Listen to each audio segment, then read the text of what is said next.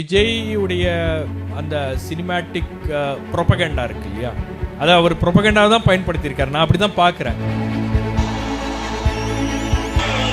ஏன்னா அவருடைய பழைய படங்கள்லாம் உட்காந்து இப்போ அனலைஸ் பண்ணி பார்க்கும்போது அவரும் ஏதோ ஒரு பிரச்சாரத்தை தொடர்ச்சியாக ஒரு 30 வருஷமா பண்ணிட்டு இருக்காரு அப்படின்றது கிளியரா தெரியுது. 3 வேளை பசி எடுக்கும் போது சாப்பாடு ஞாபகம் வர நமக்கு அது விவசாயம் படங்களோட ஞாபகம் என்னைக்காவது வந்திருக்கா? உனக்கு 18 வயசு ஆவலடா, நீ இந்த படம் பார்க்காத வெளியே போடான்னு சொல்ல தியேட்டர் வாசல்ல ஒருத்தன் நிக்கிறான்ல, அது என்ன வைன் ஷாப் வாசல்ல ஒருத்தன் நிக்கல?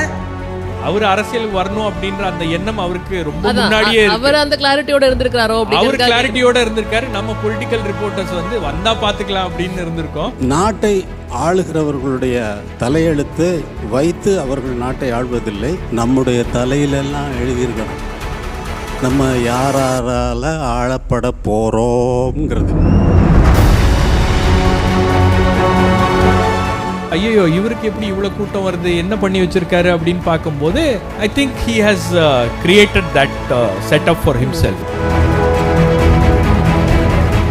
ஒவ்வொரு வீட்லயும் ஒரு விஜய் இருக்கான் அப்படின்னு சேலஞ்ச் பண்ணும்போது அதை வந்து நம்மளால கவுண்டர் பண்ண முடியலையே, அதை நம்மளால மறுக்க முடியல.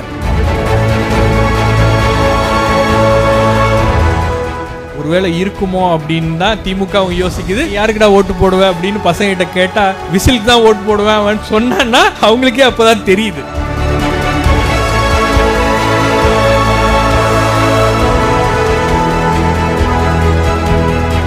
சார் முதல்லாம் வீட்டில் பசங்கள்லாம் அரசியல் பேச மாட்டாங்க சார், இப்போ பசங்க அரசியல் பேசுறாங்க சார். ஏங்கன்னா அவன் விஜய்க்கு ஓட்டு போடுறேன்னு சொல்றான் சார். சரி அவன் தான் போய் ஓட்டு போடுவானா, அவங்க அம்மாவையும் கூட்டு போய் ஓட்டு போட வைக்குவேன் அப்படின்னு சொல்றான் சார். என்ன சேலஞ்ச் பண்றான் சார் அப்படின்றாங்க. எல்லாரும் கட்சி ஆரம்பிச்சதுக்கு அப்புறம் தான் ஒவ்வொரு வீட்டுக்குள்ளேயும் போறதுக்கு ட்ரை பண்ணுவாங்க.